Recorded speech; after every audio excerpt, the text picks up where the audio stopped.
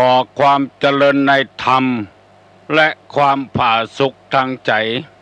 จงได้บังเกิดมีกับท่านสาธุชนผู้เจริญในศีลผู้เจริญในธรรมทุกท่านพร้อมกันนี้ขอยกมือ10 นิ้วกราบอาราธนาเอากุลพระแก้วเจ้าทั้งสามบุญศีลบุญทานที่ท่านผู้ฟังทุกท่านได้กระทำปั้มเป่งมาในอดีตและกำลังจะทำเวลานี้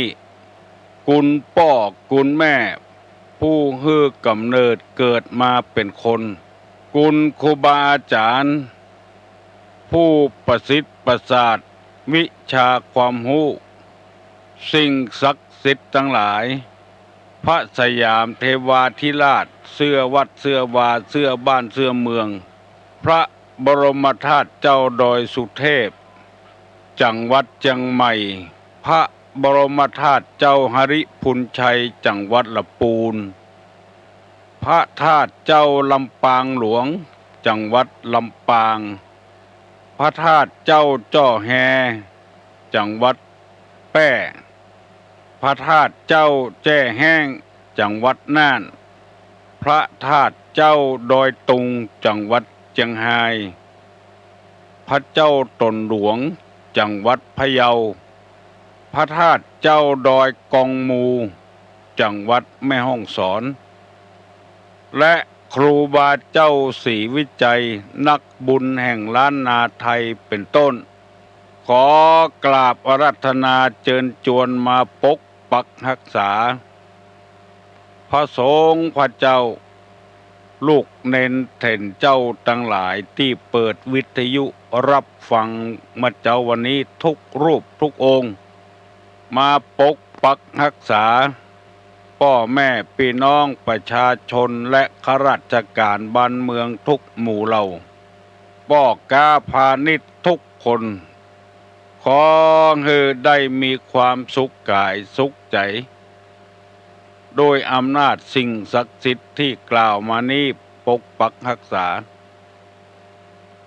อายุมั่นขวัญยืนหิมาก้าขึ้นมีโชคมีลาภปราศจากโรคภัยไข้เจ็บอันร้ายแรงเหมือนกันทุกตนทุกองค์ทุกผู้ทุกคนตลอดกาลนานก่อนที่จักได้ดำเนินรายการต่อไปนี้ขอเชิญชวนอาราธนาพระสงฆ์พระเจ้ามวลญาติโยมทั้งหลายไหว้พระเพื่อให้เกิดความเป็นสิริมงคลกับเนื้อกับตัวกับครอบครัวกับการเดินทางกับสิ่งแวดล้อมต่อไปประนมมือขึ้นว่าพร้อมกันอะระหังสัมมาสัมพุทโธภควาพุทธังภควันตัง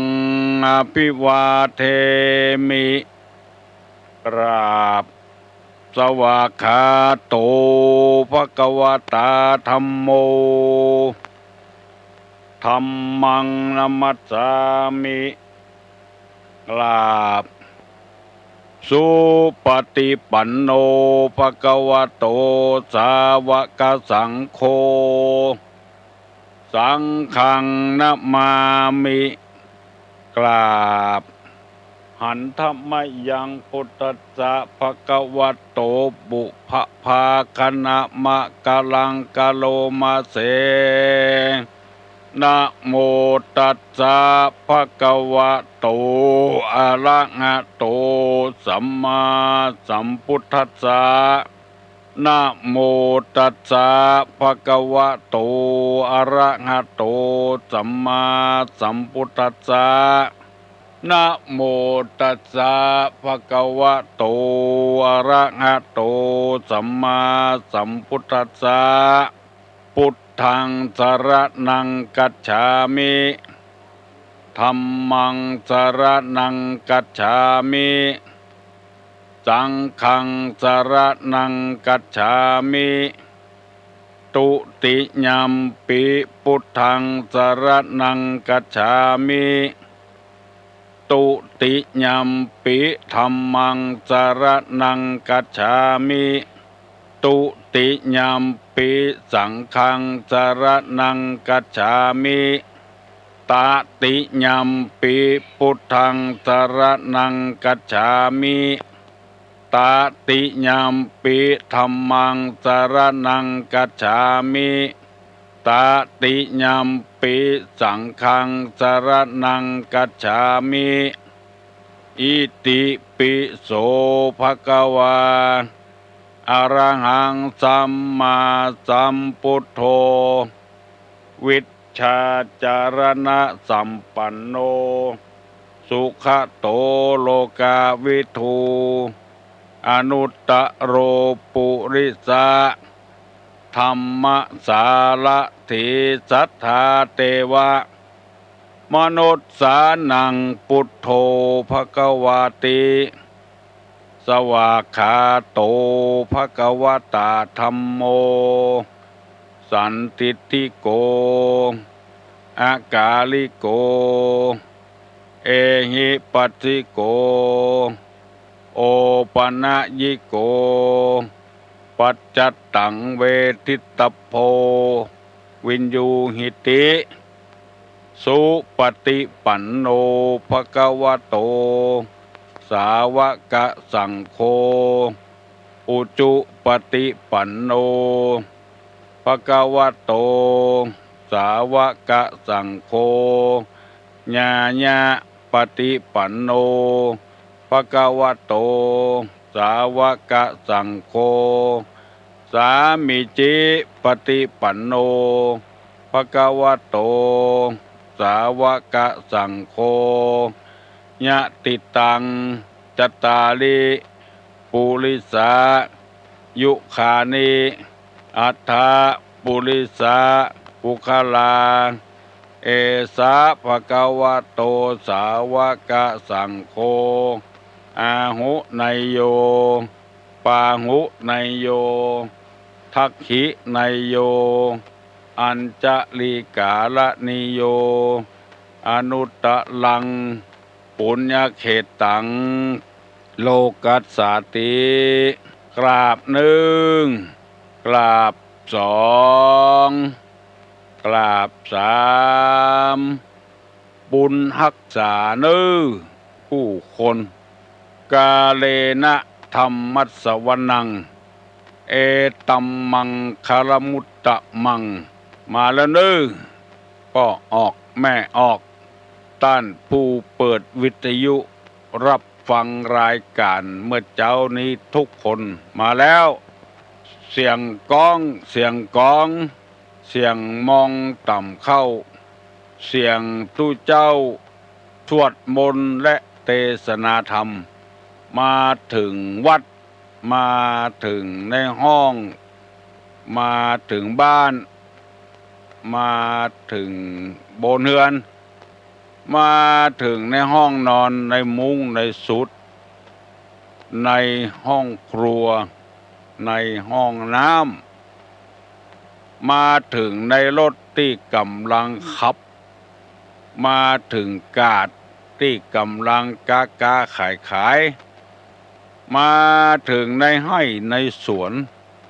มาถึงกุฏิกุฏางที่เปิดวิทยุรับฟังรายการอยู่มาหาพี่หาน้องเจ้าสมณะศรัทธามูลศรัทธากุโคนเนอเสียงที่เป็นสิริมงคลกับบ้านกับจองกับหอกับเฮือนธรรมะเพื่อประชาชนมาถึงหอถึงเฮือนบางคนโทรศัพท์มาว่าตึงบรรยายเข็มสถานีวิทยุและสถานีแถมหลายสถานีที่เปิ้นถ่ายทอดบางวัดบางบ้านก็ถ่ายทอดจากเสียงต่ำสายพี่น้องทั้งหลายที่กำลังนอนอยู่ได้ฟังเต็มที่เต็มตางบ่ต้องนุ่งขาวห่มขาวกำดอกกำเตียน พนมมือขึ้นเอาข้อตอกใส่องค์มืออิริยาบถทั้งสี่นั่งฟังก็ได้นอนฟังก็ได้ยืนฟังก็ได้เตียวอยู่ก็ได้ขับรถอยู่ก็ฟังได้เป็นมงคลทุกอย่างบ่มีการบังคับบัญชากันฟังไปใจฟังไปเรื่อยๆเตอะพี่น้องทั้งหลายเคยย้ำมาตลอดเวลาว่าธรรมะนี่เปิ้นเป็นอาหารทางใจถ้าใจเป็นศีลเป็นธรรมแล้วความสุขมันเกิดขึ้นบ่ว่าจะเป็นตัวเฮาคนเดียวก็มีความสุขแต่งงานแล้วมีผัวมีเมียผัวมีคุณธรรมเมียมีคุณธรรมก็เป็นสุขลูกเกิดมาลูกมีคุณธรรมสิ่งแวดล้อมเปื้อนบ้านใกล้เฮือนเคียงบ่มีอิจฉาตาร้อนกันบัดชิงดีชิงเด่นกันบัดจู้บัดจี้กันบ่ใส่ร้ายป้ายสีกันก็มีความสุขแล้วยิ่งมีหอมีเฮือนอยู่มีอาหารการกินได้กินกุคาบมีลมหายใจมีน้ำดื่มมีผ้านุ่งผ้าใบแต่งเนื้อแต่งตัวก็มีความสุขแล้วอาหารที่อยู่แต่อาศัยผ้าผ่อนต้อนสบายเจ็บป่วยมียารักษาโรคมีหมอมีพยาบาลมีแพทย์ล้นเมื่อคืนตันเมื่อวันได้ก็เป็นสุขอยู่แล้วมีวิชาความรู้อยู่ในสมองก็มีความสุขอยู่แล้วยังป่ายแถมบปอจะต้องมีคุณธรรมโดยแถมยิ่งมีความสุขเพิ่มเติมขึ้นมีอาหารกินมีผ้านุ่งมียารักษาโรคมีห่อเฮือนเดือนดาวดีมีความสุขแต่ว่าขาดศีลขาดธรรมก็หาความสุขบานหวานใจบ่ได้เพราะฉะนั้นธรรมะนี้เป็นปัจจัยที่สามปัจจัยอันแรกก็ว่าได้ปัจจัยที่หนึ่งเกิดมาแล้วพ่อแม่บ่พ่อบ่กวยละไว้ขว้างไว้ต่ำสาขี้เหงื่อก็บ่มีความสุขแล้วบ่มีไผพ่อไผกวยเพราะขาดศีลขาดธรรมบ่รับผิดรับกระชอบอย่างเดียวตุกอกตุกใจเพราะฉะนั้นตุลุงจึงกล้ากล่าวได้ว่าศีลธรรมนำความสุขใจมาให้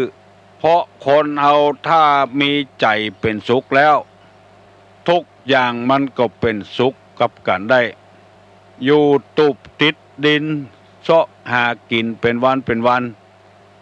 ถ้ามีคุณธรรมมีศีลธรรมบ่ลักบ่จกบ่ช่อบ่โกงไผมากินก็มีความสุขอยู่ตึก2 ชั้น3 ชั้นถ้าหากปราศจากคุณธรรมมนุษยธรรมก็หาความสุขบ่ได้เปิ้นหากินเมื่อวันบ่หากินไปหากินเมื่อคืนนอนอยู่ก็บ่มีความสุขกลัวเปิ้นมาจับมายับกลัวเปิ้นมาเข็นมาฆ่ามาถึงบ้านถึงจองแล้วเน้ออาหารทางใจตั้งอกตั้งใจฟังกันเน้อไผยังบ่ลุกก็ลุกกันเน้อติดตื่นแล้วปากันนั่งฟังธรรมตามการตามเวลาธรรมะเข้าสู่จิตสู่ใจกันนักเพราะว่าตึงวันนี้บอกว่าไผต้องการความดีเหมือนกันกูคนธนบัตรที่เฮาใจตึงวันนี้ถ้ามันเก่าไปก็ดีฉีกไปก็ดีมันจะใดจะหนึ่งเฮาก็บ่ค่อยได้เฮาเอาใบเก้ไปซื้อของเปิ้นก็บ่เอาอุปมาฉันใดก็เป็นฉะนั้นต้องการของดีหมดข ของที่เขาซื้อมาก็ต้องเลือกฮื้อได้ดีๆเงินที่เขาฮื้อเปิดไปก็เป็นเงินดีบ่ใช่เงินเก๊คนอื่นดีแต่เฮาบ่ดีไปอยู่กับเปิ้นก็บ่ต้องการฉันใดก็ฉะนั้นต่างพระสงฆ์พระเจ้ารณรงค์กันต่างสถานีวิทยุทุกสถานีประกาศน้ำธรรมคำสอนให้พ่อแม่พี่น้องชาวไทยเฮาทุกคนหันเข้าหาศีลหันเข้าหาธรรมปฏิบัติธรรมกันในพระพุทธศาสนานี้บ่มีนโยบายชวนคนเข้านับถือศาสนาแต่มีนโยบายชวนคนให้ปฏิบัติธรรมบ่มีโควต้าว่าไผได้คนมานับถือศาสนาแล้วจะต้องมีรางวัลกันอย่างกันบ่มีเพราะว่าเป็นศาสนาที่เอาธรรมเป็นใหญ่บ่ยื้อแย่งพลเมืองไผบ่ยื้อแย่งสมาชิกไผขอให้คนปฏิบัติธรรมเถอะ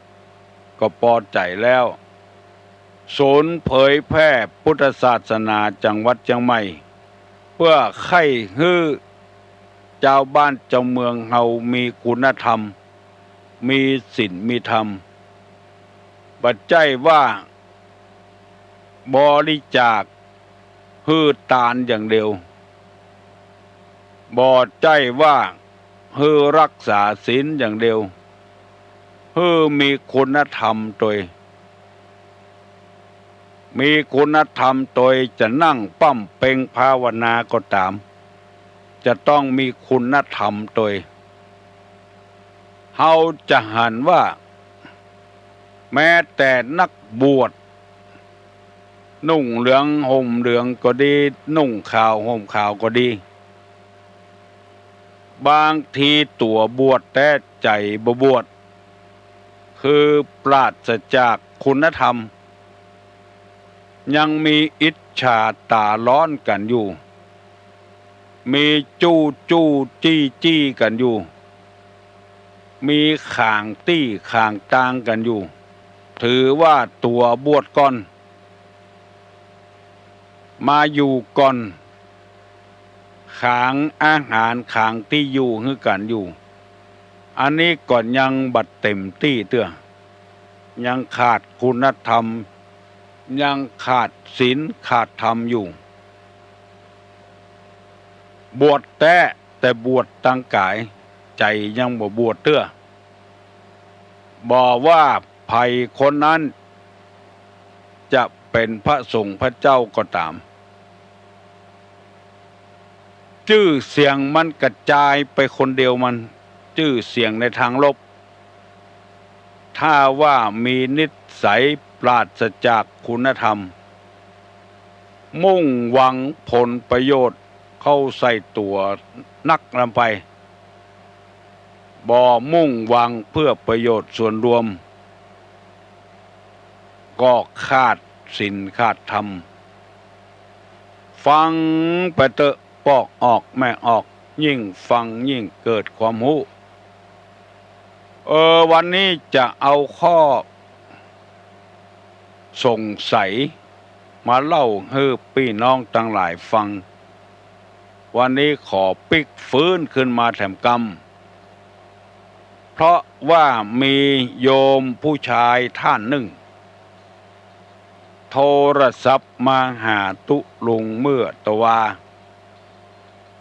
บอกว่าได้ฟังรายการนี้กูเจ้าเป็นที่น่าอภิรมย์จมชื่นยินดีเพื่ออยากให้รายการนี้ดียิ่งขึ้นไปขอเสนอสักอย่างได้ก็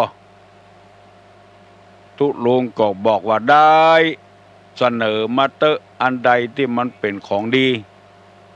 มีประโยชน์กับส่วนรวมบ่าคัดข้องหมองใจยังสักอย่างปี้หูปี้ป๋องน้องหูน้องกล่าว เปิ้นบอกมาโดยเจตนาอันบริสุทธิ์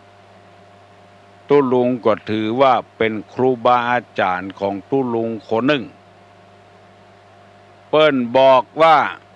เวลาที่ออกอากาศนั้นขอบ่ฮื้อตุลุงว่าวันนั้นเสียวันนี้ดีมีเจตนาดีต่อส่วนรวมแต่ว่าท่านคนนี้ที่ตุลุงถือว่าเป็นครูบาอาจารย์นี้จะนุ่งเตียวละอ่อนเต้าตายคือหมายความว่าจะใดเนี่ยอย่างก็บ่ดีหมดจะใส่บาตรก็บ่ดีหมดในปักกระตือนในตำราเปิ้นบ่ได้ว่าอย่างนั้นเปิ้นว่าจะขึ้นหันใหม่ตึงเตื้อเสียเงินเป็นหมูกี่แสนกี่ล้านก็ขอได้วันดีๆหน่อยจะซื้อรถตึงเตื้อกันในเป็น700,000 800,000ก็ขอได้วันดีๆหน่อยเปิ้นใครฮือเปิ้นเต็มอกเต็มใจเปิ้นหมู่เนี้ยจะฮือตุลุงย่างมันย่างบ่ได้เพราะว่าคนฟังเนี่ยบ่ใจเป็นคนเป็นพระอริยะเป็นครูบาอาจารย์เป็นคนหูเหี่ยประตกประเสียงเปิ้นใครฮือกำลังใจวิทยุของเฮานี่เป็นวิทยุชุมชนเพราะคนฟังมีหลายระดับถ้าอย่างคนที่โทรศัพท์มาหาตุลุงนั่นกูคนก็บ่เป็นหยังก็ได้แต่ว่าคนต้องการเลิกผ่านาทีอันงามอันดียังมีอยู่ตุลุงจำเป็นต้องอ่อนโยนปนผ่อนไปโดยเปิ้นอันตี้ว่าถือบ่ถั่วเน่าด้ามเดียวแกงอย่างก็ใส่ห้าเหี่ยไปตกไปเสี่ยงมันบ่ได้ขอให้โยมที่โทรศัพท์มาหาตุลุงเข้าใจตัวเนอเสื้อผืนเดียวอันนะนุ่งไปที่ไหนก็ผืนเดียวอันนะ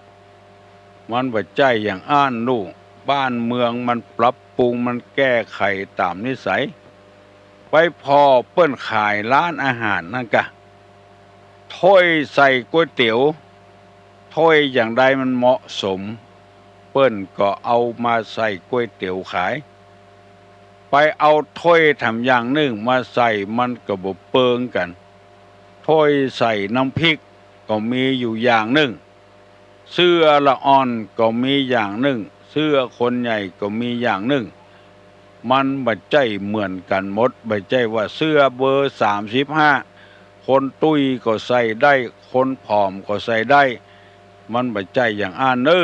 ก็ออกที่โทรศัพท์มาถามยินดีที่เตือนสติมาแต่ฮือตุลุงอ่อนอนปนพรกับคนเดียวนี่มันบ่ใจว่าคนที่ฟังวิทยุมีคนเดียวมีนักกระจายออกไปติ๊กบางวัดนั้นยังซื้อวิทยุแจกคนเฒ่าก็มีนะเพื่อให้ฟังรายการนี้จะไปลิดไปรอนไปตัดไอ้อย่างออกนั่นบ่ได้เนอะจะให้ตุลุงปฏิบัติตามที่อาจารย์ที่โทรมาให้ตุลุงนั้นปฏิบัติบ่ได้เพราะคนฟังมีหลายเผ่าจะไปเหมาไอ้หมดว่าถ้าวันนี้วันบดีใส่บาตรก็บ่ได้เป็นวันบดีว่าใจอย่างอ้านรู้คิดสั้นลำไปเอาบัดถั่วเน่าด้ามเดียวบ่ได้ต้องหลายด้ามหน่อยไปพอเปิ้นเนี่ยกินนั่นกะบางอย่างก็เอาหม้อแกงบางอย่างก็เอาหม้อขาง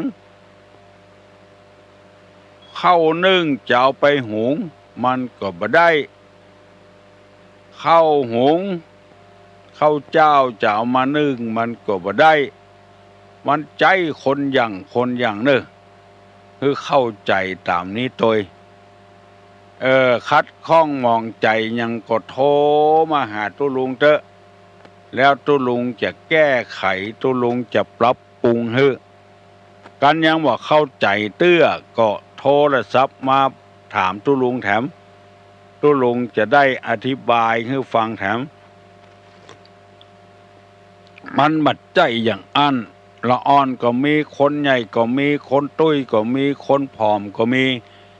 มันบ่เหมือนกันคนต่ำก็มีคนสูงก็มีตัดผ้ามานุ่งเขาก็ต้องตาม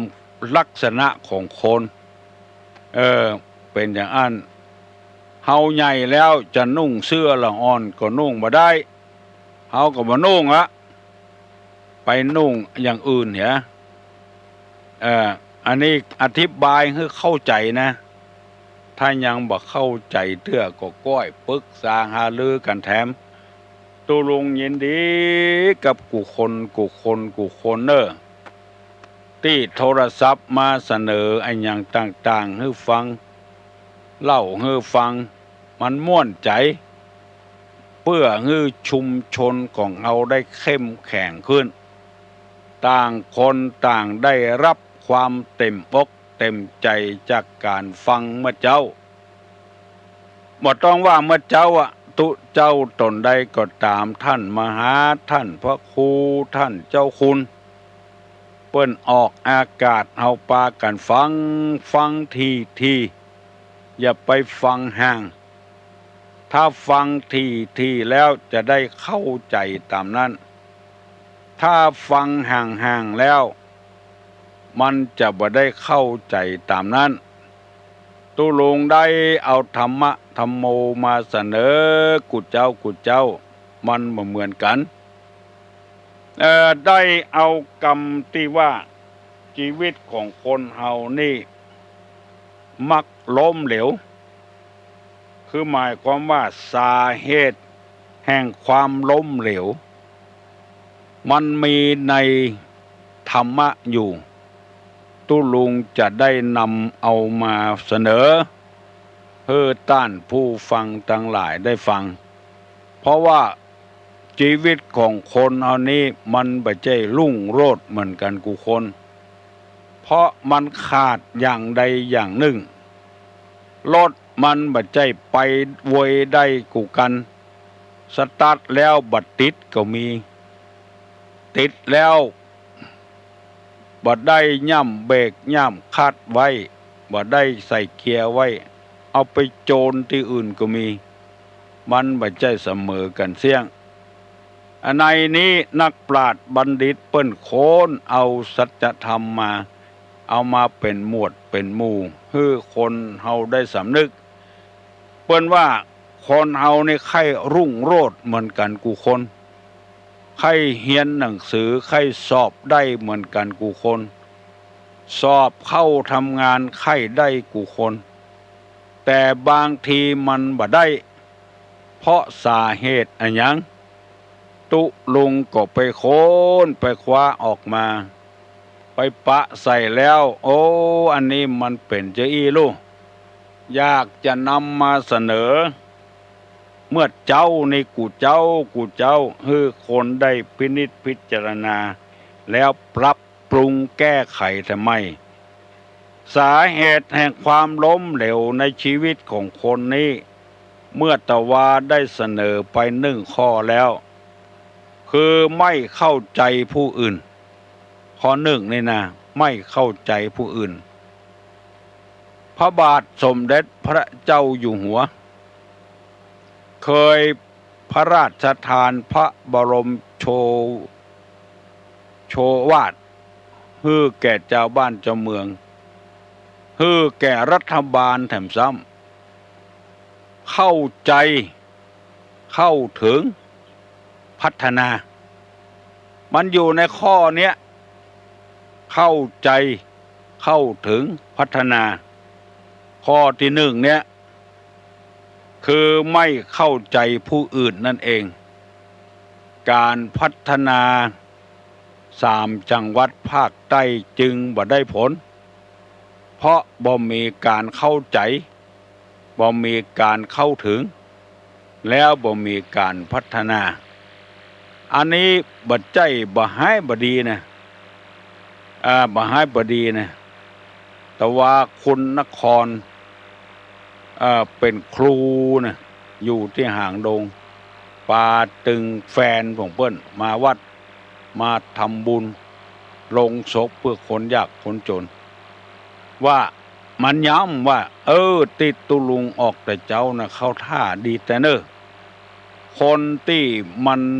ล้มเหลวตึงวันนี้เพราะเหตุข้อเนี้ยมาเข้าใจกันในหลวงเปิ้นประธานฮือแก่คณะรัฐบาลชุดก่อนว่าเข้าใจเข้าถึงแล้วพัฒนาคนเฮาถ้ามี3 ข้อนี้แล้วบ่ต้องว่าพัฒนา3 จังหวัดภาคใต้แม้แต่ชีวิตของเฮานี้ตึงวันนี้ก็ถูกต้องแล้วต้องทำความเข้าใจกันเหียก่อนเพราะฉะนั้นองค์กรทุกองค์กรสมาคมทุกสมาคมและทุกอย่างจะต้องมีการประชุมกำนันผู้ใหญ่บ้านประชุมเดือนละครั้งองค์กรต่างๆก็ต้องประชุมกันทำข้อนี้บัดใจว่าคนใดคนหนึ่งแกะออกมาว่าออกมาคนเดียวมันอยู่ในอัปปลิหานิยธรรม7 ข้อทำเป็นไปเพื่อความเจริญฝ่ายเดียวเรียกว่าอัปปลิหานิยธรรมในข้อ1ว่า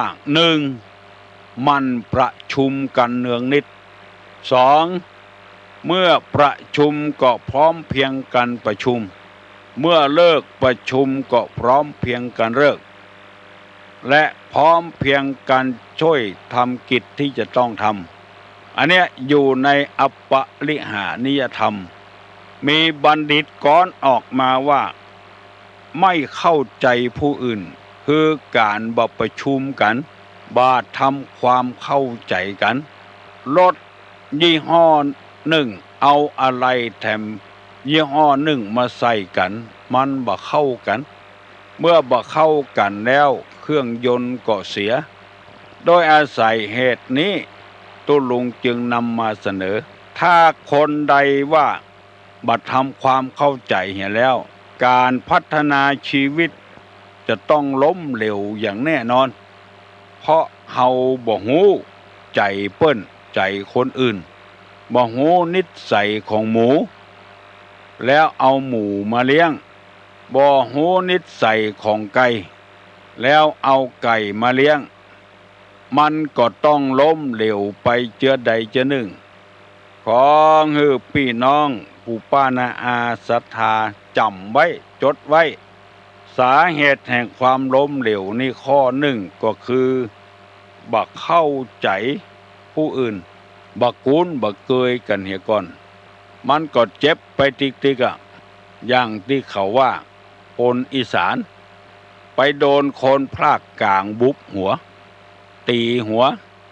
อันนั้นก็บ่เข้าใจก็ตีเปิ้นติ๊กเปิ้นว่าอย่าเฮ็ดค่อยอย่าเฮ็ดค่อย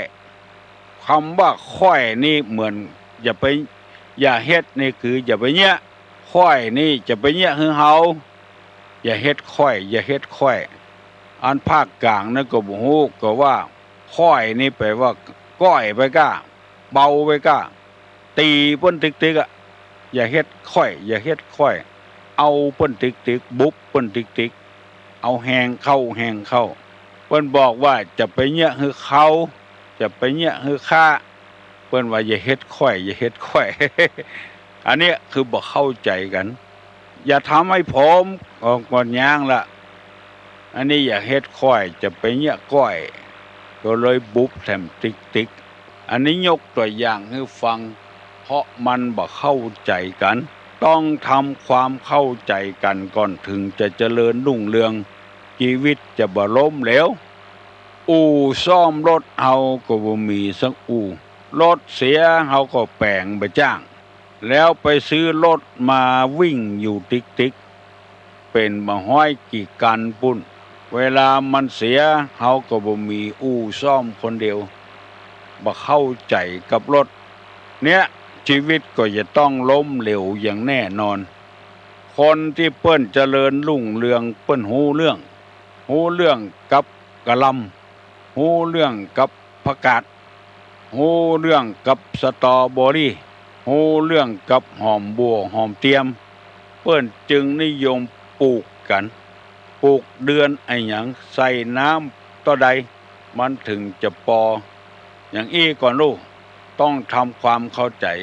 ชีวิตที่มันล้มเหลวเพราะมันบ่เข้าใจนั่นเองอันนี้เป็นข้อที่หนึ่งเนอะข้อที่หนึ่งต่อไปเป็นข้อที่สองไม่ประมาณตนไม่ประมาณตนข้อที่สองนี่นะบ่ฮู้จักประมาณในการใส่ในการใจในการจ่ายใจจ่ายสุรุ่ยสุร่ายเกินไปมันมีประมาณในการจ่ายบ่เมินบ่นานก็กลับมาที่เก่าอย่างที่หนังสือพิมพ์เคยลงวิทยุเคยลง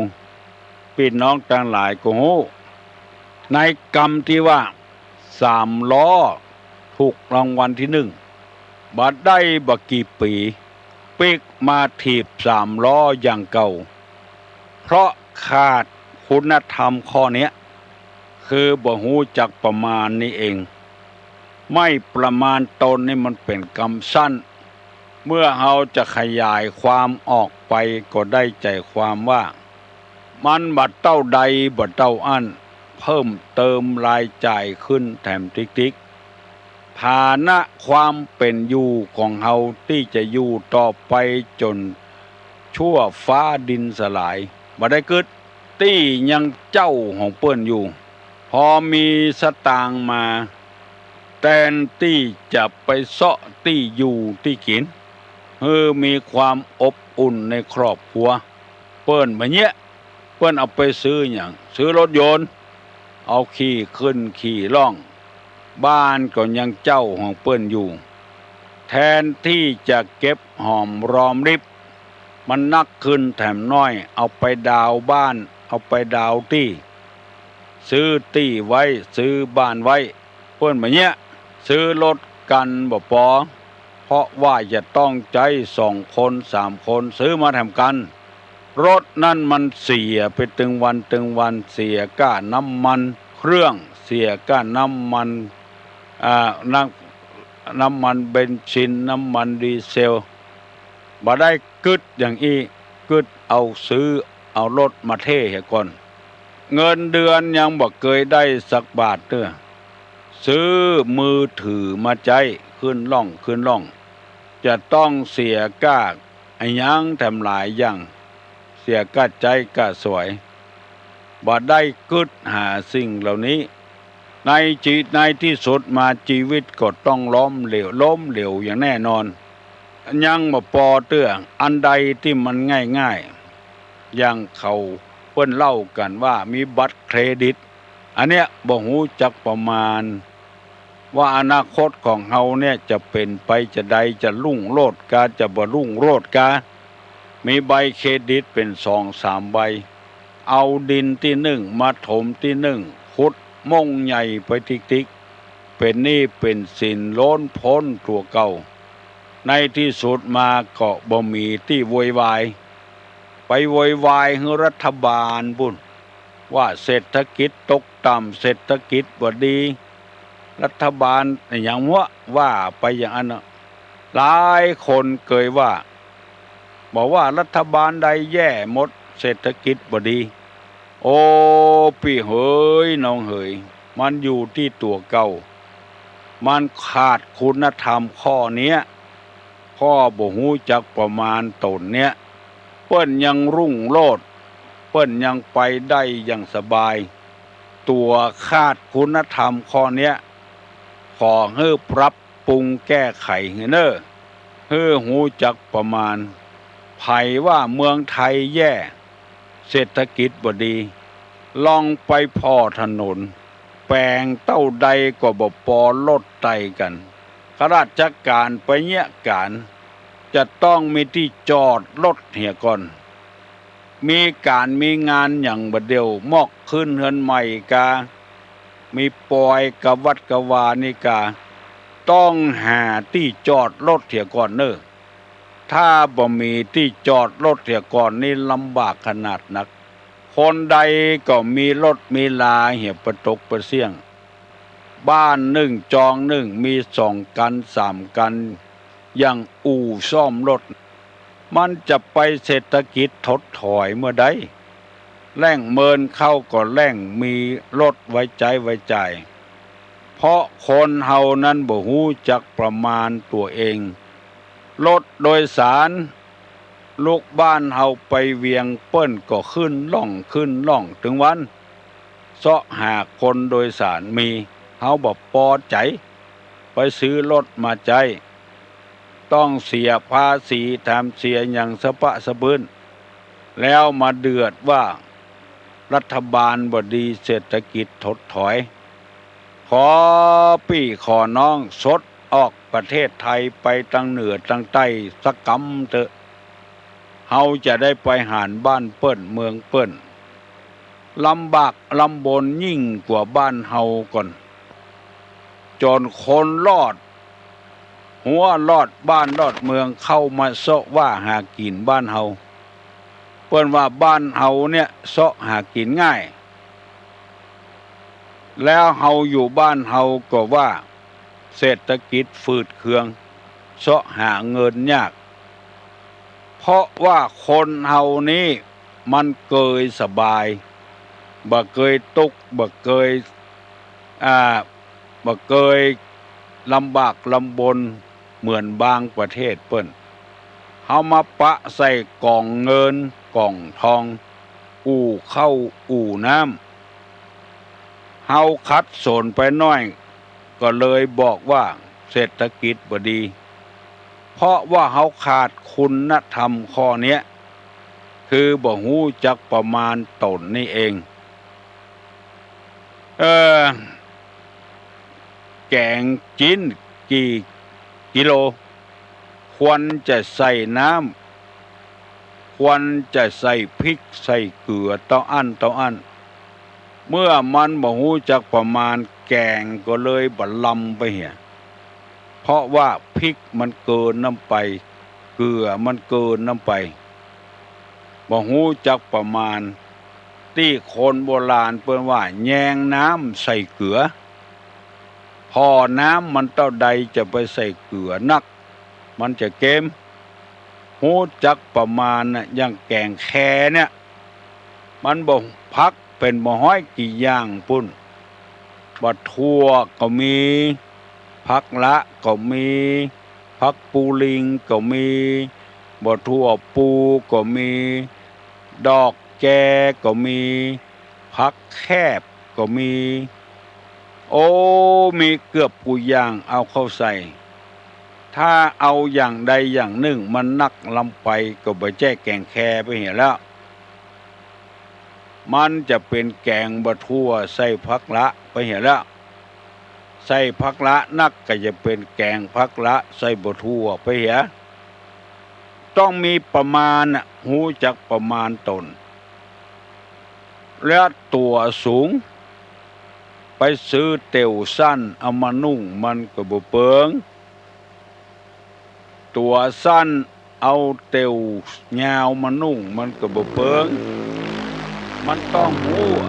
ลักษณะของไผของมันเป็นปัจจัยลองสังเกตพอคนเถอะที่มันเกินประมาณไปวิทย์ประมาณไปมันพอก็บ่งามการใจการจ่ายในบ้านในเมืองเฮาก็เช่นเดียวกันบางคนเปิ้นบวชตัวก็บวชโดยเปิ้นเป็นหนี้เหมือนหอยติดเข็ดเมียก็มีอยู่ลูกก็มีเป็นหมู่กี่คนละโล่นไปบวชโดยเปิ้นละหนี้ละสินไว้ให้เมียละลูกละเต้าไว้ให้เมียเลี้ยงเมินเข้าก็อยู่โดยเปิ้นบ่ได้ปั้มเปงทำบ่ได้หลอนแลนไปหาเมียเป็นกรรม เปิ้นก็เลยยับได้ยับสิกไปเหียก็บ่ฮู้จักประมาณนั่นเองคนที่ไปบวชนี่ก็อย่าต้องหมดสะปะสะปืนเนี่ยก่อนบ่มีหนี้บ่มีศีลหยังถึงไปบวชได้บ่มีลูกบ่มีเมียถึงไปบวชได้บวชแล้วไปเนี่ยอย่างเก่าอย่างเดิมก็เป็นตู้เจ้าบริสุทธิ์บ่ได้โอ้ในโลกนี้มีแถมจัดนักเน้อใครฮือล่ำมือโรยโตยเปิ้นยังบ่ลุกตะฮอดประเดียวเตื้อพอจะ7 โมงแล้วเนี่ยเหตุที่ทำมือคนล้มเหลวเพราะบ่ฮู้จักประมาณตนแต่ละเรื่องนี้ยังมีแถมนักหนาปาป้านตุลุงจะได้นำมาเสนอให้พี่น้องทั้งหลายต่อไปแถมไผไปฟังเบื่อฟังนายฟังก้ายตัวเน้อเฮาฟังบ่ได้เพราะว่าบ่ถูกทางของเฮาที่ตุลุงนำมาเสนอมาเจ้ากรุณาท่านเลื่อนไปสถานีอื่นเนี่ยไปฟังเพลงที่อื่นเนี่ยขออย่าไปนั่งฟังแล้วมาวิจารณ์กันมันบ่ม่วนฟังโดยเล่าขวัญโดยวิจารณ์โดยมันบ่ม่วนมันจะเป็นสัตทะลูกันตลอดจาดตลอดเจ้นถ้ามันบ่ม่วนบ่เข้าใจบ่ถูกอารมณ์เลื่อนไปสถานีอื่นไม่ปะเลอะปะเต๋อจะฟังไอ้หยังก็ได้ฟังเพลงก็ได้ถ้ามันยังม่วนอยู่ฟังเข้าใจดีก็ฟังต่อไปเตอะสถานีอื่นบ่ม่วนก็บ่ต้องไปว่าคือกันฮู้จักประมาณตนเองตัวต่ำและไปซื้อพอออกไม่ออกลองสังเกตพอเด้อคนต่ำหน้าที่จะซื้อเสื้อแซงต้องสูงมานุ่งมันจะได้พอแล้วมันจะได้สูงขึ้นแถมน้อยอันนี้ตัวต่ำไปซื้อเสื้อแซงต้องขวางมานุ่งแถมพอแล้วมันก็ต่ำลงไปแถมติ๊กอันเนี้ยบ่ฮู้จักประมาณเมื่อบ่ฮู้จักประมาณตนแล้วก็ทำให้ชีวิตล้มเหลวฟังอัตตุลุงอธิบายไปเตอะเป็นข้อตึงหมดกันมี24 ข้อก่อนเนอะชีวิตล้มเหลวนี่นะมีถึง24 ข้อก่อนบ่ทัดใจฮ้อนฟังไปเรื่อย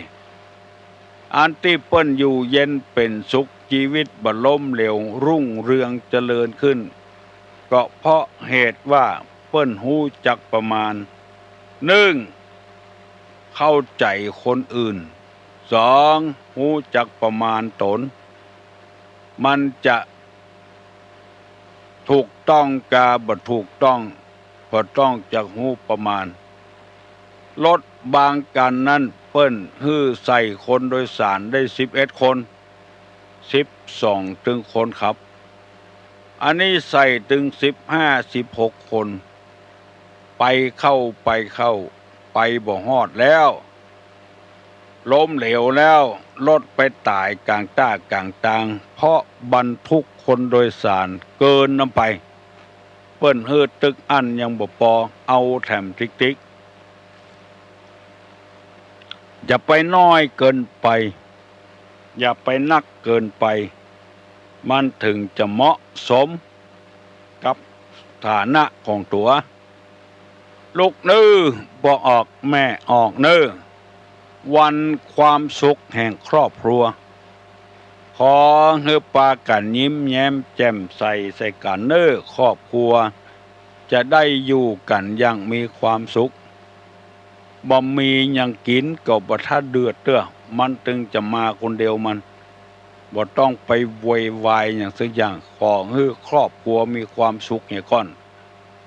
แล้วมันถึงจะโตยมาของอย่างอื่นถ้ายิ่งหน้าบูดหน้าเบื้องเข้าใส่กันตักกรรมใดได้กรรมนั้นอูสัตว์ อู้ขว้างใส่กันยิ่งหายไปติ๊กๆขอให้มีความอบอุ่นในครอบครัวบ่ต้องโรยอย่างเปิ้นเอาไปหันว่าเปิ้นโรยเปิ้นมีความสุขอย่าไปคิด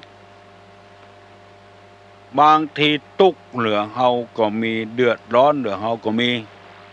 เพราะว่าไปกู้หนี้ยืมสินเปิ้นเอามารวยเป็นเศรษฐีเงินกู้หลวงพ่อวัดเจดีย์หลวงเปิ้นว่าเป็นอยู่เท่าที่มีดีกว่าเป็นเศรษฐีเงินกู้เพิ่นว่าอยู่อย่างเฮาเนี่ยดีกว่าเปิ้นกู้เอามาแล้วมาโรยแปลงหั่นแปลงนี้ซื้อหั่นซื้อนี่มันบ่ใจตาอั้นมันจะต้องเสียดอกเสียเบี้ยแถมขึ้นกองขึ้นกล่องไปติ๊กๆตู้ลุงจะย่างก่อนเน้อปนมมือไหว้เน้อจะปั่นปอนแล้วเน้ออายุวัฏโกธนวัฏโกสิริวัฏโกยัสสะวัฏโกพละวัฏโกวันนะวัฏโกสุขวัฏโกโหตุสัพพตาทุกขโรกาพยาเวลาโสกาจันตุจุปตวาอเนกาอันตรายาปิวินาสันตุจเตจะสาใจญะสิทธิธนังลาพังโสถีภกยังสุขังพลังสิริอายุจะวันโนจะโพกังวุติจะยะสาวสตาวาสาจะอายุจะจีวสิทธิปวันตุเตวุธาปจายโนจัตตาโลธรรมาวัฏันติอายุวันโนสุขังพลัง